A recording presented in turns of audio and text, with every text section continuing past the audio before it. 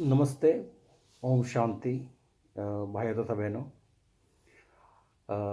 हमारा नाम डॉक्टर केयूर बुच है and I am an orthopaedic and trauma surgeon based in UK, USA and currently in India.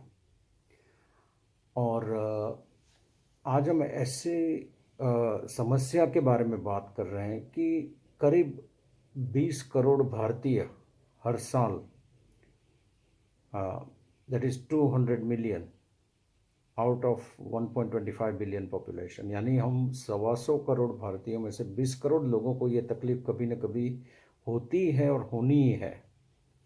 ऐसे आरोग्य के एक प्रॉब्लम के बारे में बात करने जा रहे हैं। ये कोरोना समय है, हम घर में बैठे हैं ये वीडियो रिकॉर्ड करते हुए, फिर भी हमने मास्क पहना है और कुछ क्षणों के बाद ये मास्क हम निकाल देंगे क्योंकि कमरे में हम I am on my own, but I am wearing the mask to show कि well fitting mask on the nose and face is very very important. और हो सके तो डबल मास्क पहनिए क्योंकि कोरोना हमारे साथ काफ़ी लंबे समय के साथ रहना है। जैसे हमें कोरोना से डरना नहीं है मगर चौकन्ना रहना है, उसी तरह बाकी के हेल्थ प्रॉब्लम से भी डरना नहीं है और चौकन्ना रहना है। क्योंकि ये जो हमने 20 करोड़ भारतीयों को जो हेल्थ प्रॉब्लम होता है हर साल, उसके बारे में बात करी, वो है क्या।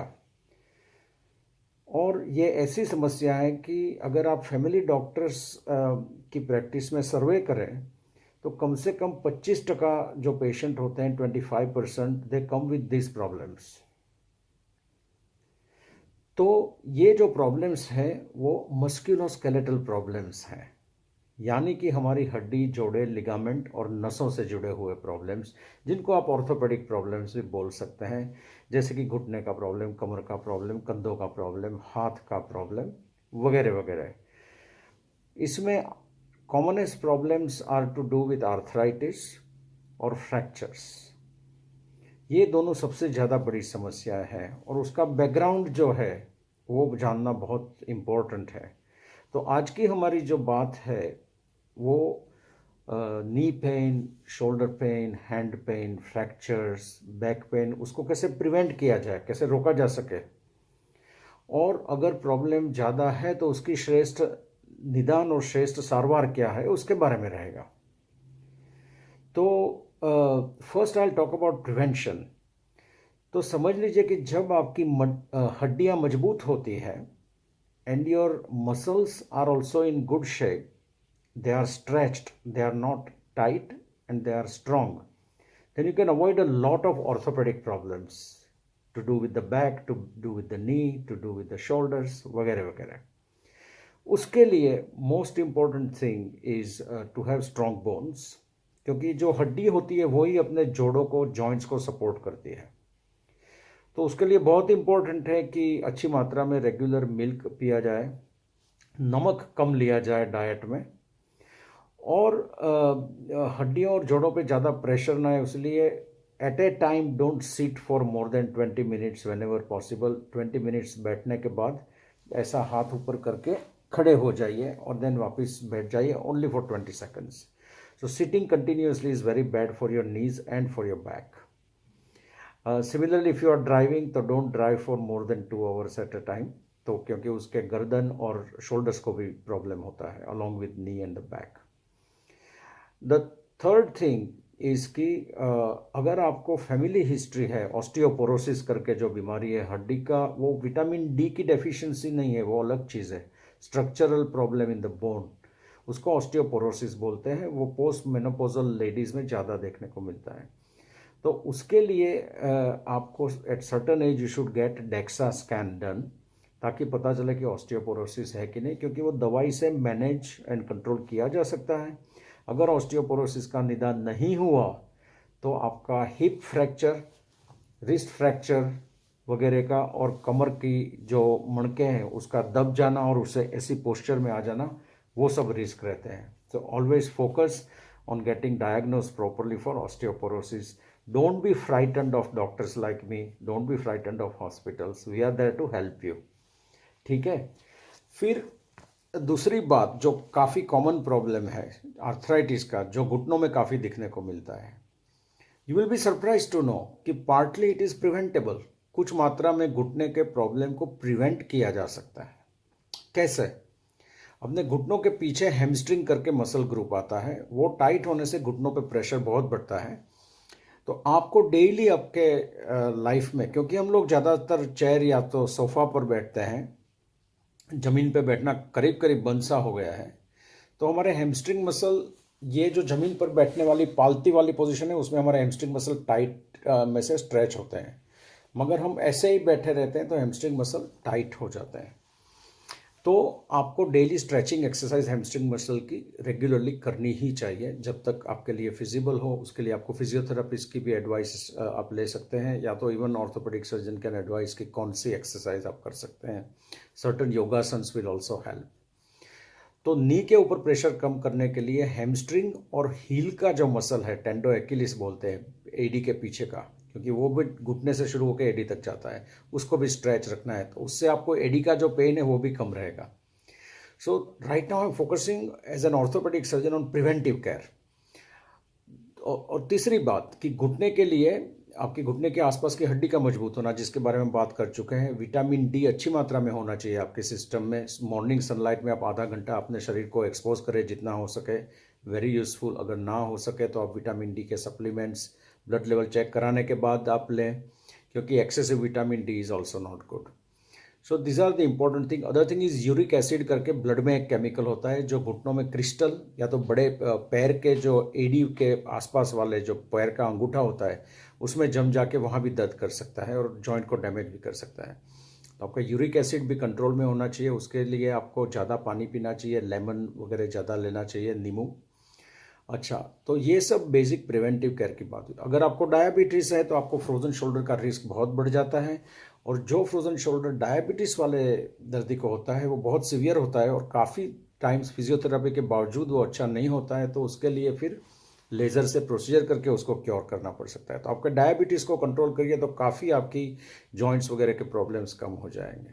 Similarly if you are a sports person, you are very likely at a higher risk of sports injury. तो उसके लिए आपको पूरे साल कंडीशनिंग करना है, स्ट्रेचिंग करना है, वार्म अप करना है, कूल डाउन करना है, and develop strength in your muscles. So I consider, as an orthopedic surgeon, my first duty to my patients is to advise them about how to prevent orthopedic problems so that you don't have to come to me. Fractures, now लोग बोलते हैं कि तो accident हुआ, कैसे prevent कर सकते हैं? ऐसा नहीं है। Whenever you are doing anything, be mindful and focus on that work. 10 minute पहले घर में पतिदेव ने क्या बोल दिया या तो बच्चा क्या बोल कर निकल गया, वो आपके दिमाग में घूमता रहेगा। तो आप जो भी करते हैं उसमें आपको एक्सीडेंट होने का रिस्क ज़्यादा है। When you are driving and if you are on the mobile phone, you are at a higher risk of being in the accident. Seat belt नहीं पहना है फ्रंट सीट या तो बैक सीट में, तो एक्सीडेंट में आपको डैमेज होने का काफ़ी रिस्क है। Every year in India 1.5 lakh लोग अपने जान गंवा देते हैं एक्सीडेंट की वजह से। 1.5 lakhs people lose their young people, they are mainly in the working age, mainly males. It's very damaging for their families and for the entire country when 1.5 lakhs young people working age die on our roads.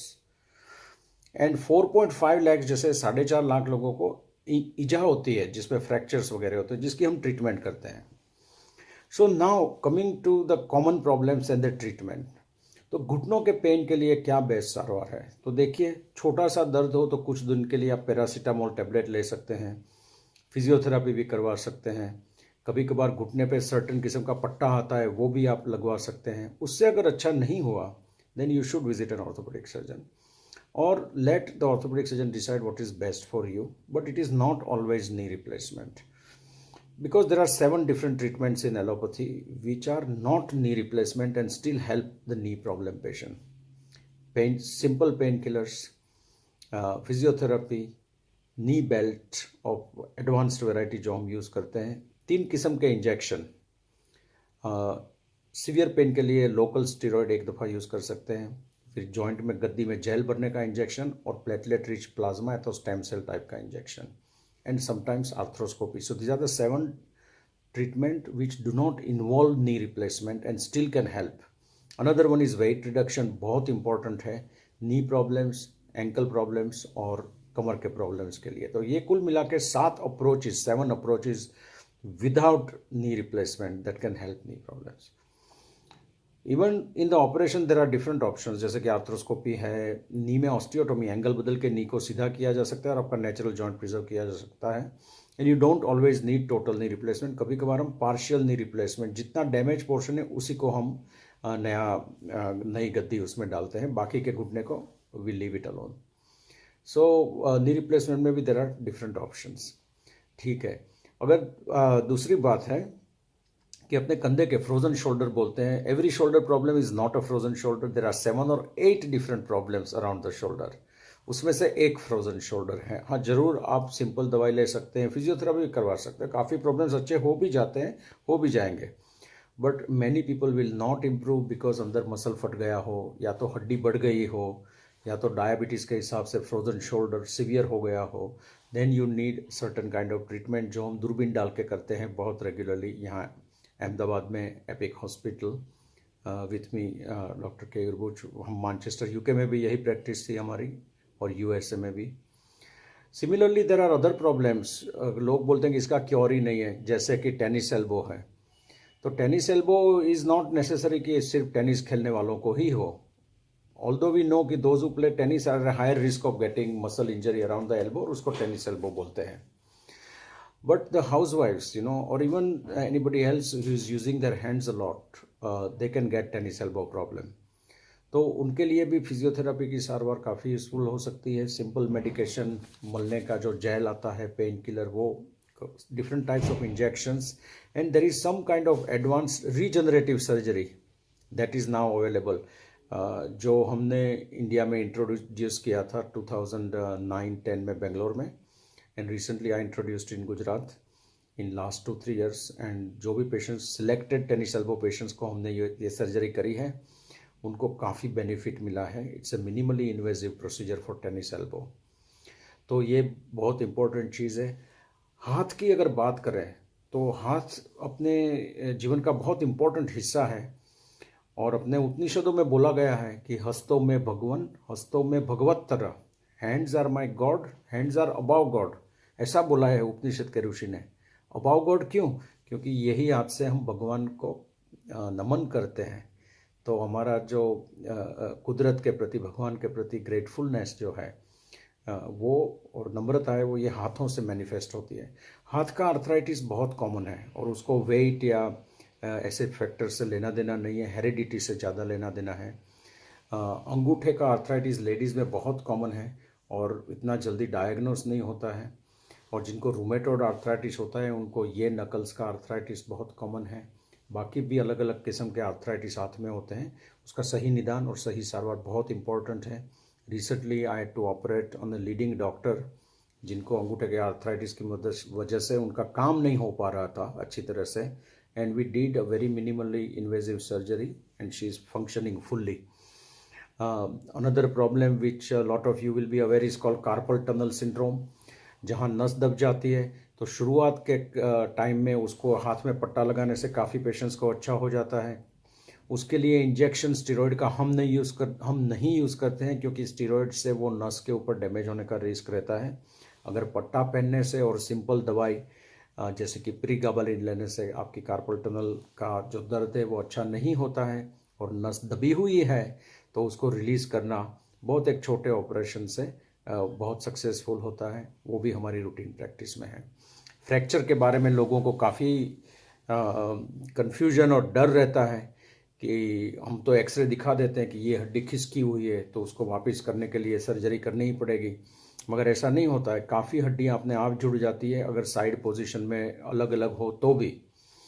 अभी example के तौर पे एक बहुत leading doctor साहब हैं गुजरात के, उनको एक ऐसा फ्रैक्चर है कि सभी ने बोल दिया कि ऑपरेशन ही करवाना पड़ेगा. मैंने बोला कि करंट बेस्ट एविडेंस जो है हमारे ऑर्थोपेडिक में, और मेरा जो 35 इयर्स का एक्सपीरियंस है ऑर्थोपेडिक्स में, उसके बेसिस पर हम बोल सकते हैं कि you will get better without surgery. अभी ये बात को 6 हफ्ते हो गए and he is already back practising and he is having physiotherapy at home but no surgery. But कुछ ऑपरेशन, कुछ फ्रैक्चर ऐसे होते हैं कि जिसमें सर्जरी कंपलसरी है, जैसे कि हिप का फ्रैक्चर हो, और certain kinds of fracture around the wrist, और कुछ फ्रैक्चर जो घुटनों के आसपास हो या तो पैर के पंजे के एड़ी के आसपास हो, तो ऐसे फ्रैक्चर्स में, और कमर के कुछ फ्रैक्चर्स हो कि जहाँ करोड़रज्जु दब रही हो, तो उसमें सर्जरी का काफ़ी रोल आता है. एंड वी डू दो surgery with the latest equipment and the latest operating theatre, क्योंकि जो हॉस्पिटल में आपके डॉक्टर साहब ऑपरेशन करने जा रहे हैं वो भी बहुत इम्पोर्टेंट है. तो हमारे पास पूरा कार्डियोलॉजी हार्ट का सेटअप है, किडनी के लोगों के लिए सेटअप है, कैंसर के डॉक्टर पेशेंट्स के लिए सेटअप है, प्लास्टिक सर्जरी, वास्कुलर सर्जरी, सब कुछ अवेलेबल है. तो अगर रोड एक्सीडेंट हुआ तो सब एक साथ न्यूरो सर्जरी मिल के पेशेंट को अच्छा कर सकते हैं, तो उससे रिकवरी जल्दी होती है. मोस्ट इम्पॉर्टेंट थिंग, ये जो मैसेज हमारा है आज का, कि आप डॉक्टर्स या हॉस्पिटल से घबराइए मत, क्योंकि घर बैठ के परेशान होना और अपने रोग को ज़्यादा और ज़्यादा बिगड़ने देना, उसमें कौन सा भला अपना कर रहे हैं हम. तो कुछ लोग ऐसे होते हैं कि हॉस्पिटल आते हैं, कार पार्क से वापस निकल जाते हैं, मुझे डर लग रहा है. तो मेरी रिक्वेस्ट है कि आप रोग से डरें, आप बीमारी से डरें, डरना डॉक्टर्स और हॉस्पिटल से मत डरें. We are there to care for you.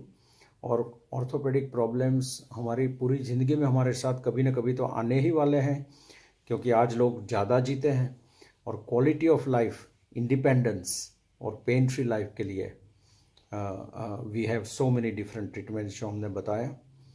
और ये सिर्फ मैं मेरे पेशेंट्स के लिए नहीं बता रहा हूँ, हमने हमारे 89 ईयर ओल्ड मातोश्री का भी ऑपरेशन अभी रिसेंटली यहाँ एपिक हॉस्पिटल अहमदाबाद में ही करवाया कोरोना टाइम्स में. क्यों? क्योंकि क्वालिटी ऑफ लाइफ और पेन फ्री लाइफ का इश्यू था. So any orthopaedic problems, feel free to contact us any time.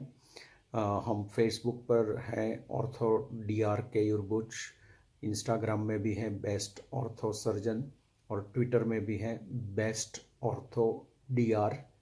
And अंत में हम ब्रह्मा कुमारी ऑर्गेनाइजेशन का बहुत धन्यवाद करते हैं कि इन्होंने इतना अच्छा जनसेवा का काम, ये वीडियोस मेडिकल फील्ड का सही लेटेस्ट इन्फॉर्मेशन आप तक पहुंचाने के लिए जो महायज्ञ शुरू किया है, उसमें एक छोटा सा कंट्रीब्यूशन मेरे एक्सपीरियंस के थ्रू देने के लिए मुझे भी एक, I am also grateful. And I hope this helps you understand कि मस्कुलोस्केलेटल और ऑर्थोपेडिक प्रॉब्लम्स से कैसे बचना, और अगर प्रॉब्लम्स होते हैं तो कौन कौन सी सारवार अवेलेबल हैं, और वो सारवार क्यों ज़रूरी है. सबसे इम्पोर्टेंट लास्ट मैसेज कि सही निदान बहुत इम्पोर्टेंट है. Timely diagnosis and accurate diagnosis is very important. Spend some time and resources for that, तो ट्रीटमेंट भी अच्छी होगी. नमस्कार, Om Shanti from doctor Keyur Buch, orthopaedic surgeon, Ahmedabad and UK.